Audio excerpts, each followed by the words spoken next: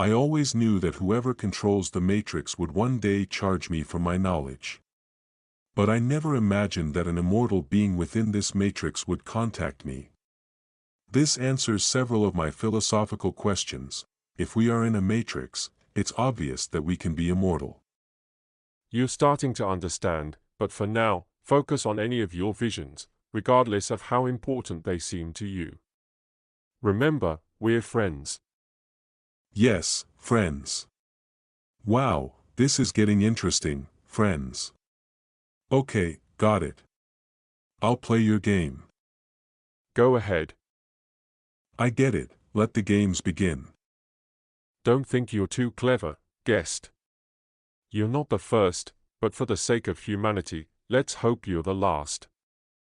We agreed that you wouldn't pressure me if time doesn't exist. Don't worry, we're inside a black hole, do you understand? Yes, but speak to me only in Spanish. I've had enough with so many languages. When I travel through time and space, I only speak 5, and they keep changing from country to country, from time to time. Let me tell you about one of my visions. One day, I was working late at home, writing a book about my experiences as a medium, when everything electrical began to fail. My computer shut down, the lights in my house flickered, and my phone battery died. At that moment, I knew someone was trying to communicate with me and was adjusting the frequency I was living on. Then, the lights went out completely, so I went to the breaker panel, and just as I was about to touch something, I got an electric shock that knocked me out. Suddenly, the entity and I were in my room, but everything was gray. I knew something was off, but the entity felt benign. I didn't feel fear. It started telling me about its life, which had ended about 50 years before I moved into that house. It had no sense of time because every day, its life restarted as if dead, and when it realized it was dead, it died again. But it was just a reset. It told me it had been like that for 49 years until it met me and realized it was dead. From then on, its days started to pass in sync with mine. After a good conversation with this entity, it asked me for a favor.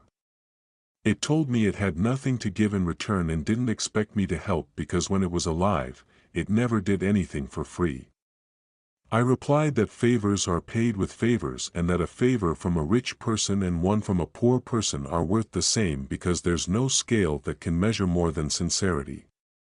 The entity laughed and said it expected nothing less from me, that it had taken over a year to contact me and nearly all its energy. The favor was to apologize to one of its students when it was a teacher because it had offended him, and that had affected his whole life.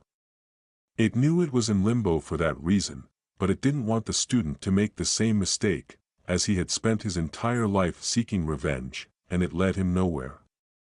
I said, "Okay, give me your student's name." At that moment, I felt fear, but it wasn't mine, it was the entity's, and it couldn't give me the name. It's forbidden to ask for favors, and it can't give you the name. Why not?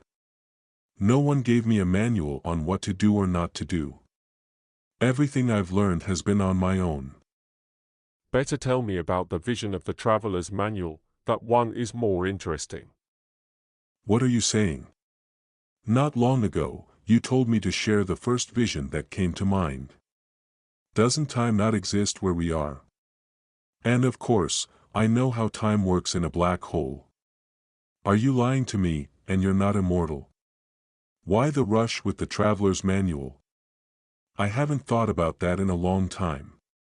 Is that what you want to know,